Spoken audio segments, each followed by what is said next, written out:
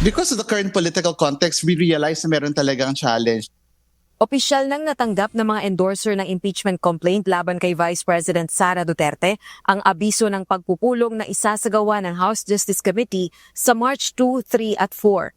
Sisimulan na ang deliberasyon at tutukuyin ang sufficiency in form and substance ng mga reklamo. Bagaman handa na ang mga endorser ng impeachment complaint sa gagawing deliberasyon, aminado sila sa kakaharaping hamon pero nananatiling matatag ang kanilang posisyon na mapapanagot ang Vice Presidente sa matitinding aligasyon. Kasunod ito ng maagang deklarasyon ang presidential bid ni VP Duterte para sa 2028 national elections. Gayon din ang inilabas na pahayag ng National Unity Party o NUP na kung walang matibay at bagong ebidensya, malamang na hindi nito suportahan ang impeachment. Pangalawa sa pinakamalaking political party sa Kamara ang NUP na may 40 miyembro. Pero giit ni Akbayan Party List Representative Percy Sendanya, endorser ng ikalawang impeachment complaint, dapat magdesisyon ang mga kapwa mambabata sa merito ng kaso at sa mga ebidensyang iprepresenta.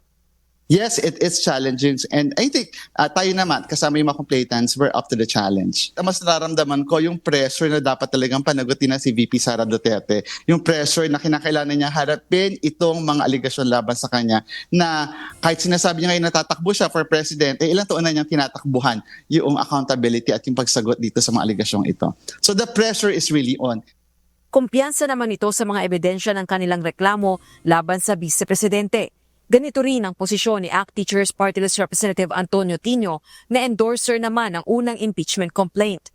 We're looking forward to the start of the impeachment proceeding, no, yung hearing ng Justice Committee, at tingin namin dapat dito walang problema both sa issue ng sufficiency in form and substance. So ito nga magkakaroon ng pagkakataon na mahilatag ang mga ebidensya, yung dati na matibay na, tapos yes, may mga bago.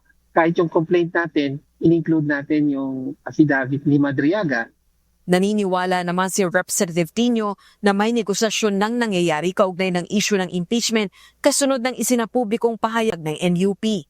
Actually ako, tingin ko, mas indication yan na may under negotiation ng mga posisyon ng mga partido within the ruling coalition. No? So, problema nila yan. Samantala, ayon sa kongresista, magsasagawa ng pagpupulong ang makabayan lawmakers at ilang complainants ngayong weekend bilang paghahanda sa deliberasyon ng House Justice Committee. Rosa Licoz, UNTV News and Rescue.